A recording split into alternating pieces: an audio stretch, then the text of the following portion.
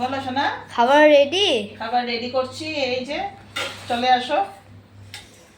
কি কি মেনু করলাম আজকে? আজকে তো শনিবার। হ্যাঁ মা। আজকে ফুল ভেজ আমাদের। এই যে ভাত তো দিয়ে দিলাম, ঠিক আছে। সাথে করলাম লাল শাক ভাজা, একদম শর্টকাট মেনু। তারপর মা? তারপর করলাম এই যে আলু ভাজা। আজকে শুধু ভাজা দিয়েই খাবো কিন্তু ভাত। হ্যাঁ ঠিক আছে মা। ঝুড়ি ঝুড়ি করে আলু ভাজা করলাম। তারপর আছে আম ভেন্ডি, মানে টক ভেন্ডি। ঠিক আছে মা। বাটিতে দিয়ে দিই, এটা একটু ঝোলা ঝোলা করে করলাম তো।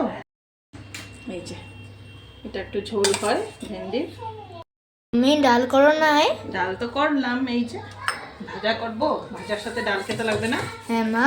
তো এই তো আজকে করলাম রহড় ডাল। ঠিক আছে মা।